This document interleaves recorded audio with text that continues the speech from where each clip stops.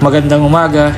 Dahil nga madalas na kaming walang pasok ng Friday and Saturday, kaya dito ko na namin ginugol ang aming oras sa dagat sa pag-asang dito mababago ang istorya, ang istorya ng buhay pangingisda.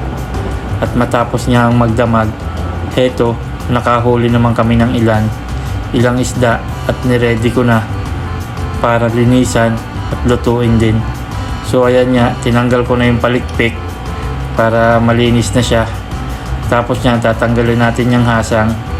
Tapos hugasan natin ng tubig para matanggal ng tuluyan yung lansa. Tapos yan, nahiwa na rin, nalagyan natin ng paminta at asin. Pre-prito na natin hanggang sa magkaganyan yung kulay, golden brown.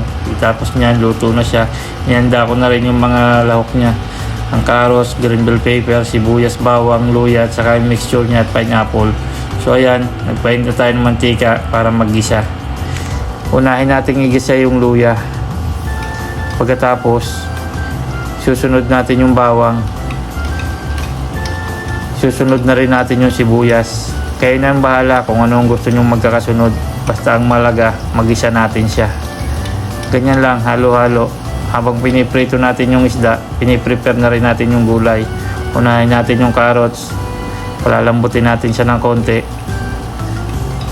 Ayan, halo-halo lang. Tapos susunod natin dyan yung green bell pepper para mas lalong sumarap yung lasa. Igigisa na rin natin siya. Ganyan lang. So ayan, halo-halo ulit ng konti. Tapos nyan, lalagyan natin ng konting pampalasa, yung magic sarap. Tapos ilalagay na rin natin yung mixture nyan para hindi masyadong maluto yung gulay. Ganyan lang, naka-ready na yung mixture niya para sa sauce niya. Halo-halo lang ng konti. Tapos papakuluan natin hanggang sa makuha natin yung tamang lapot at tamang lasa. Ganyan lang.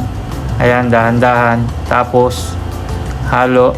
Ilalagay na rin natin yung pineapple kapag luto na siya. Ayan, luto na nga yung sauce niya. O yan, di ba? Mumurahing isda pero pang 5-star ang lasa. Tara, kain tayo. Sweet sour yan. Tara. You can do it! Nice.